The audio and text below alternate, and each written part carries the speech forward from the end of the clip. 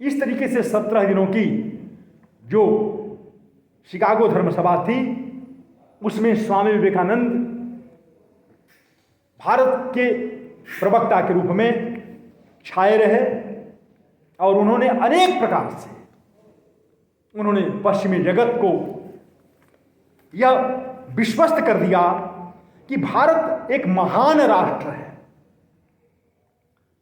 और स्वामी विवेकानंद जैसे जो लोग हैं वह केवल एकाकी लोग नहीं हैं, बल्कि ऐसे जो युवा हैं, ऐसे जो चिंतक हैं, ऐसे जो दार्शनिक हैं, ऐसी क्षमता और प्रतिभा से संपन्न जो लोग हैं वो भारत में भरे पड़े हैं। और यदि पश्चिम चाहे तो उनका उपयोग करके अपने को सांस्कृतिक रूप से, दार्शनिक रूप से, वैचारिक रूप से और आध्यात्मिक रूप से अपने को संपन्न कर सकता है।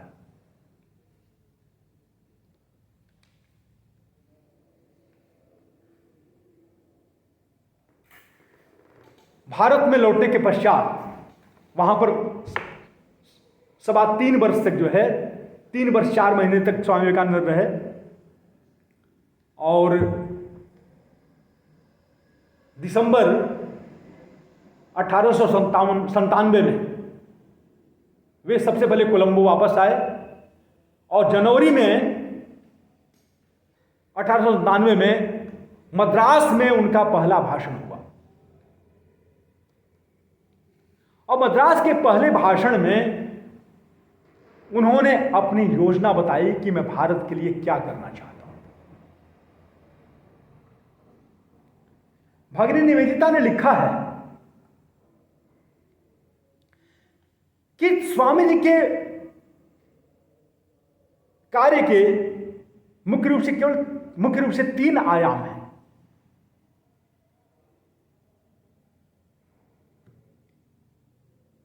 शास्त्र, गुरु और मातृभूमि, इसी त्रिक पर, इसी 3 आयामों पर स्वामी जी का संपूर्ण जो व्यक्तित्व है, कृतित्व है और विचार है खड़ा है।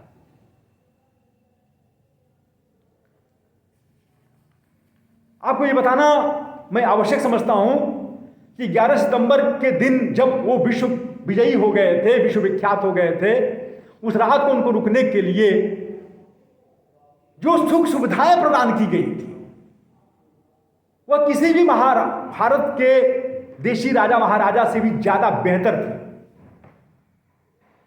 श्रेष्ठ थी। और स्वामी जी को उसका सुख लेना चाहिए था, लेकिन स्वामी जी उस रात को, उस सुख को लेने के लिए तैयार नहीं थे।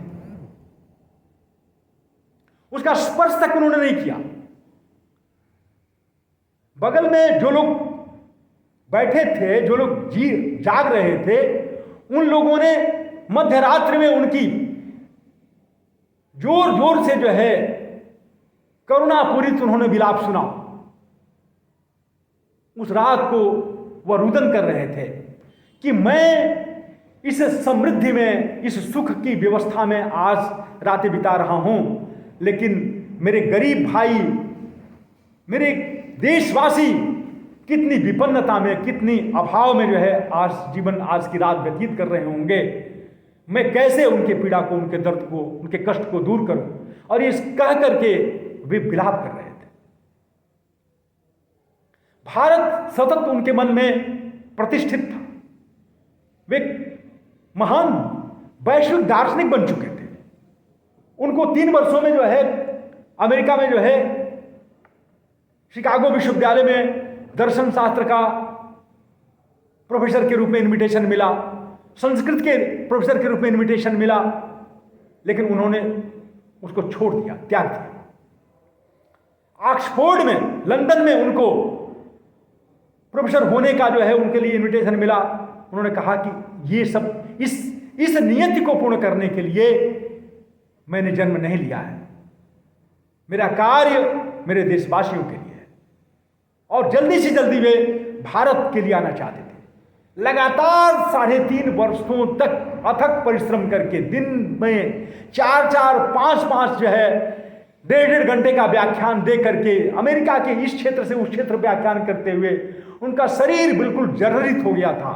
लेकिन पैसा इकट्ठा करने के लिए, जुटाने के लिए, डॉलर जुटाने के लिए, ताकि भारत में आवे और भारत में भारतीयों के लिए वह कार्य करें, इसके लिए जो है वो लगातार प्रयास कर रहे थे।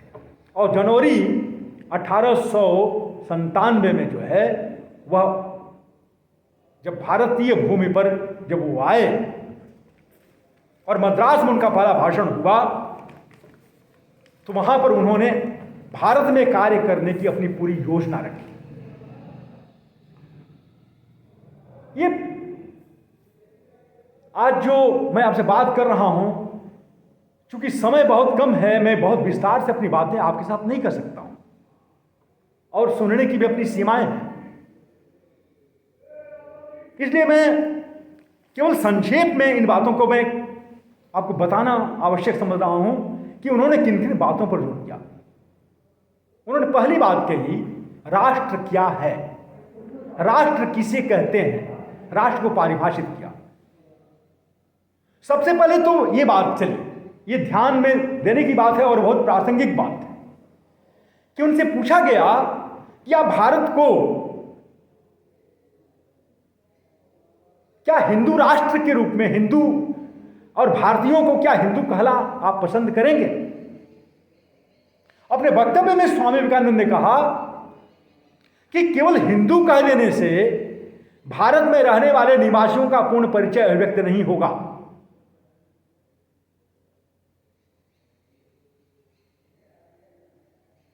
उन्होंने कहा कि जब हम हिंदू कहते हैं तो उससे सिर्फ यह ध्वनित होता है कि सिंधु नदी के आसपास रहने वाले या उससे जुड़े हुए लोग ही हिंदू हैं।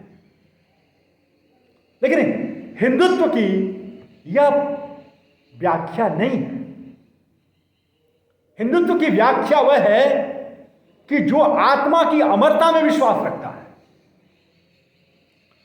जो आत्मा की सर्वशक्तिमत्ता में विश्वास रखता है, जो वेदांत के सत्य में विश्वास रखता है, वह हिंदू है।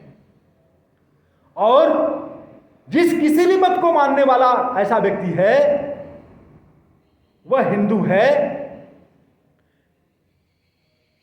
और अन्य धर्मों के लोग भी इन मतों को मान सकते हैं।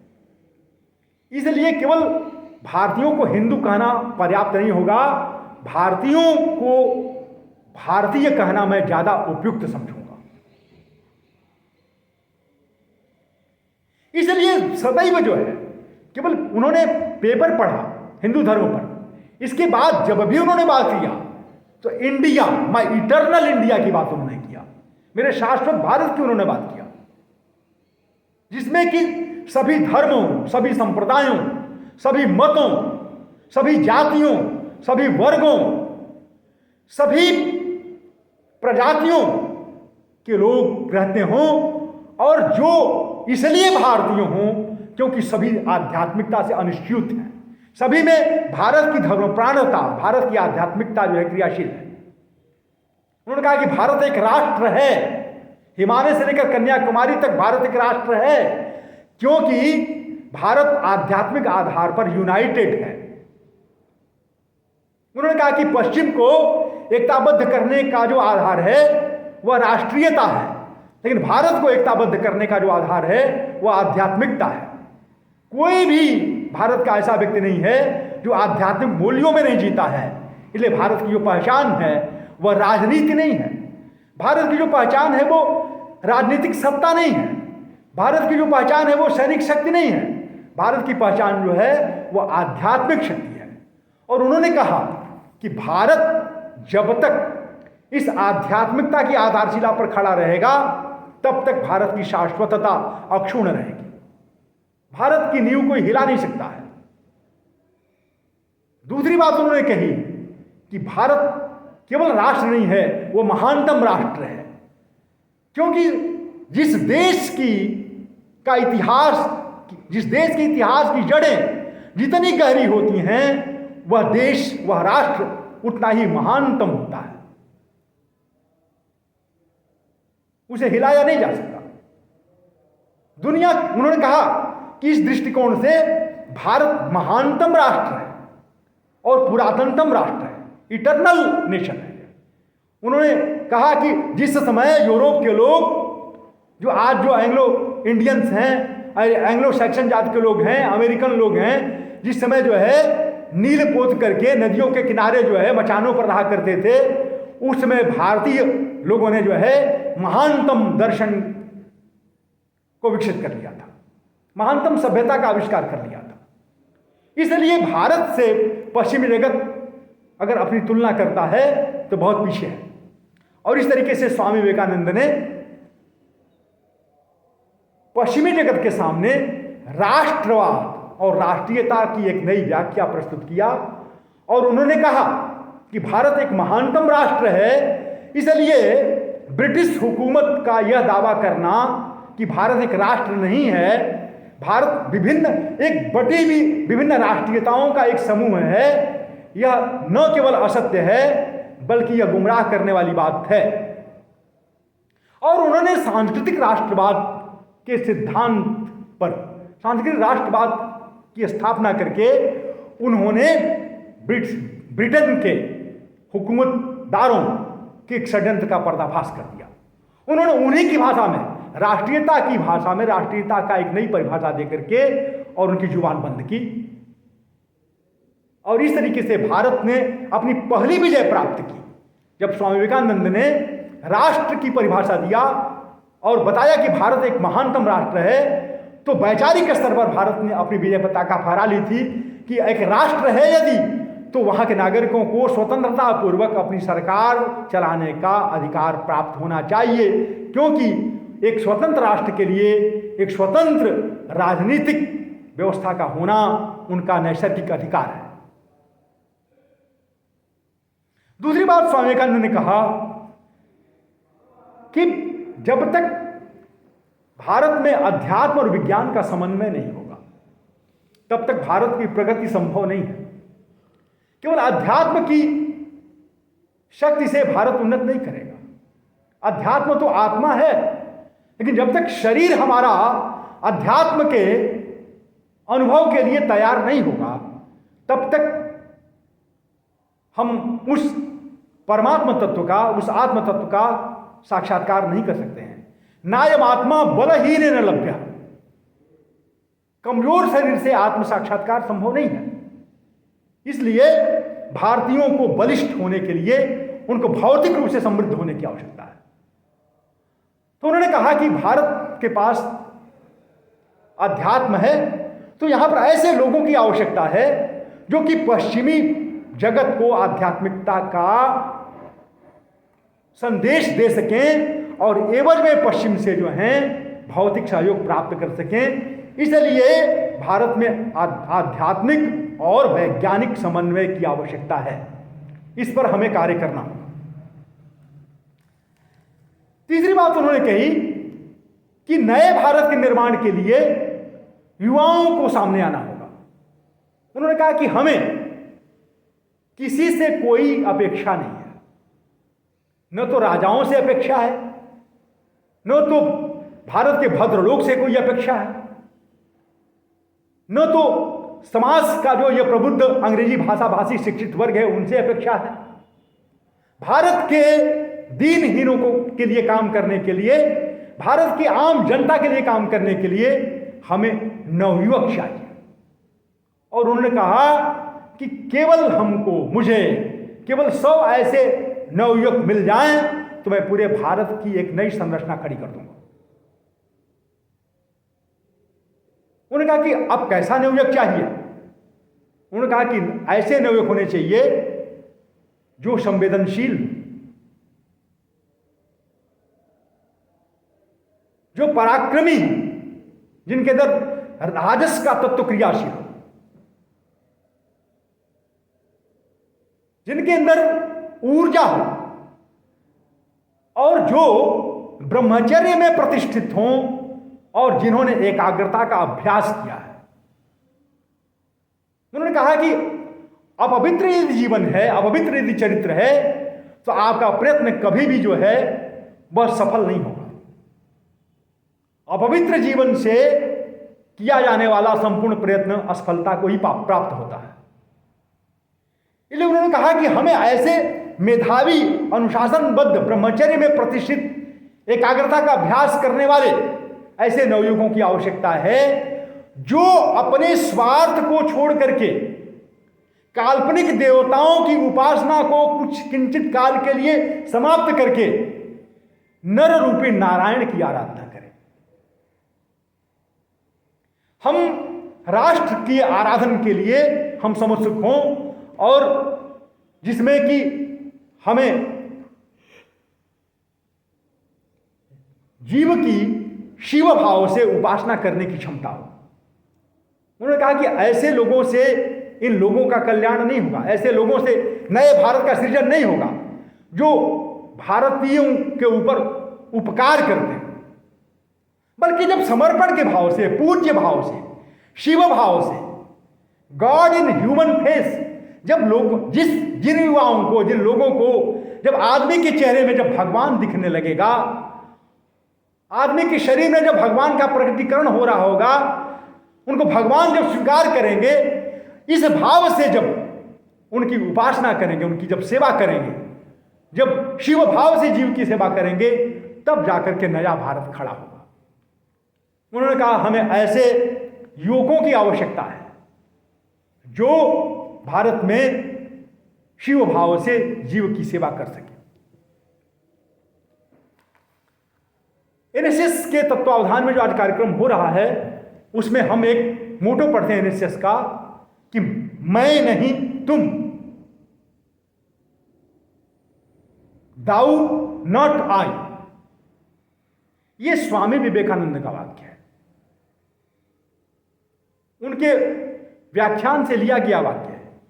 स्वामी जी ने कहा कि ऐसे जो युवक होंगे वो अनायास प्राप्त नहीं हो जाएंगे, उनको निस्वार्थता की साधना करनी होगी। जब अपने जीवन, अपने इस वर्तमान जीवन है, इसमें जो अपना सिर समर्पित करने के लिए मृत्युंजयी साधना जो करेंगे, प्रत्येक क्षण जो मनुष्य की सेवा की साधना करते समय मृत्यु के रूप में अमरत्व का वर्ण करने के लिए जो उद्यत होंगे, ऐसे नवयुवकों के माध्यम से ही जो है हमारी मातृभूमि का नवोन्मेष होगा। तो उन्होंने कहा कि हमारा जो देश है इस प्रकार से खड़ा हो सकता है। राजनीति के बूते, राजनीतिक छल छद्म के बूते देश कभी खड़ा नहीं होगा।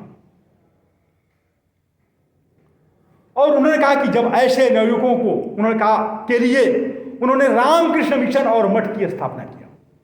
उन्होंने कहा हम यहां से मॉडल्स तैयार करेंगे, प्रतिदर्श तैयार करेंगे, जो देश में और विदेश में भेजेंगे, जो पश्चिम में भारतीय संदेश को ले जाएंगे और बदले में पश्चिम से भारत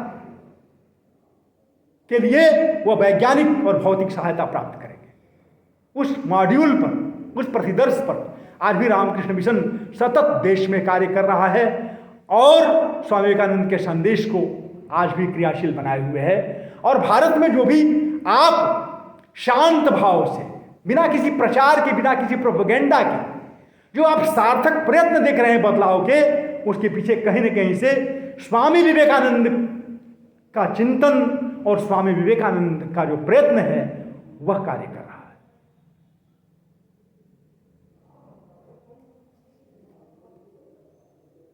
उन्होंने कहा कि दो क्षेत्रों में विशेष रूप से कार्य करने की आवश्यकता है। उन्होंने कहा, साफ साफ उन्होंने कहा कि यदि लोग समझ जाएंगे तो बेहतर है, और नहीं समझेंगे तो इस देश का पतन अवश्यंभावी है।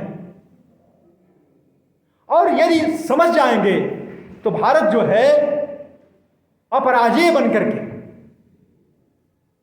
उठेगा, उन्नत होगा। उन्होंने कहा कि जिस दिन इस देश में म्लेच्छ शब्द का आविष्कार किया गया, उसी दिन भारत ने अपनी नियति के द्वार बंद कर लिए, अपनी प्रगति के नियति के द्वार बंद कर लिए। जिस दिन दलितों को, जिस दिन समाज के वंचितों को, जिस दिन समाज के श्रमिकों के लिए म्लेच्छ शब्द का आविष्कार कर लिया, उसी दिन भारत ने अपनी प्रगति की नियति के द्वार बंद कर लिए। उन्होंने कहा कि यदि नया भारत गढ़ना है तो आपको इस देश के श्रमिक वर्ग के लिए विशेष रूप से कार्य करना होगा। और उन्होंने कहा कि श्रमिक वर्ग के कार्य करने के लिए दो स्तरों पर कार्य करना होगा। एक तो उनके साथ जो रूढ़िगत व्यवहार हो रहा है उसमें आत्मा की अनंतता, आत्मा की सत्यता, आत्मा की सार्वभौमिकता को स्वीकार करते हुए उनके साथ पूज्य भाव से व्यवहार करना होगा।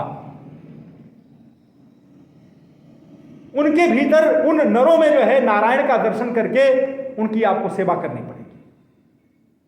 और दूसरी बात उन्होंने कहा कि उनके लिए सकारात्मक विभेदीकरण के सिद्धांत पर कार्य करना पड़ेगा। उन्होंने कहा कि ब्राह्मणों के लिए, क्षत्रियों के लिए,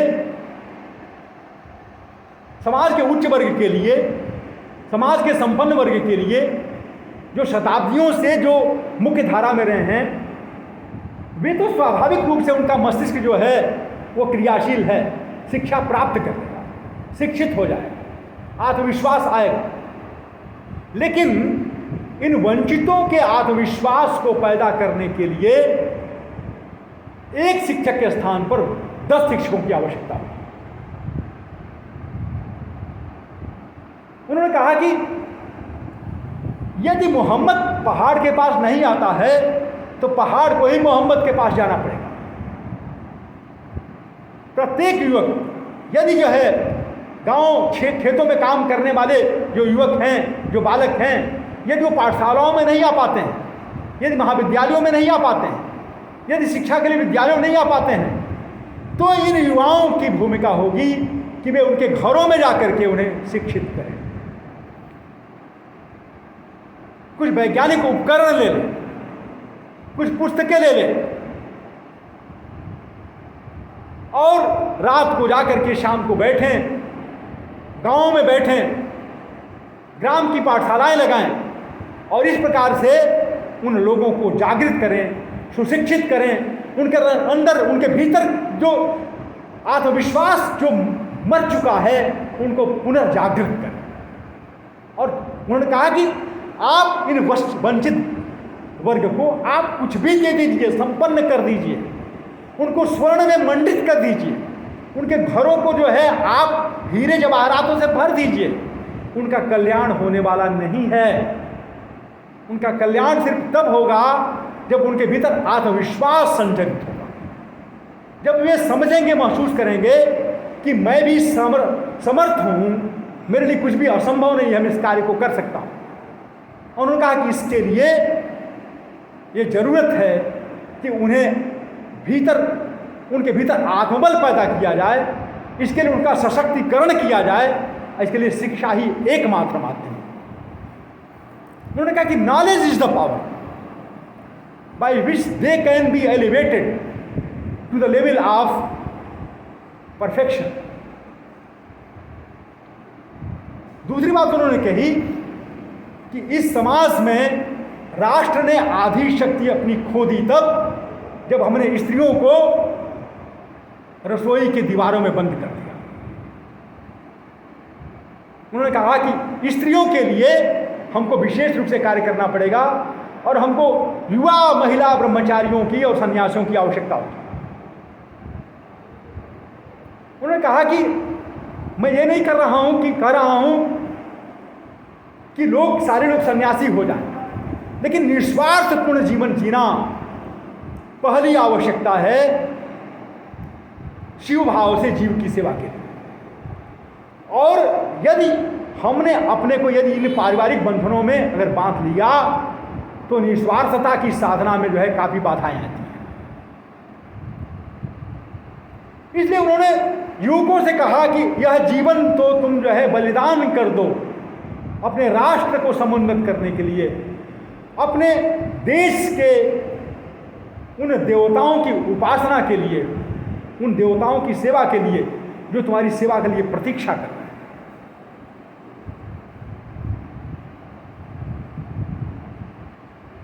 तीसरी बात उन्होंने कहा कि भारत में एक बहुत बड़ी समस्या है सांप्रदायिकता की। उन्होंने कहा कि हमें समन्वय की विराट भावभूमि पर इस समस्या का समाधान प्राप्त करना होगा। उन्होंने कहा कि भारत में एक ऐसे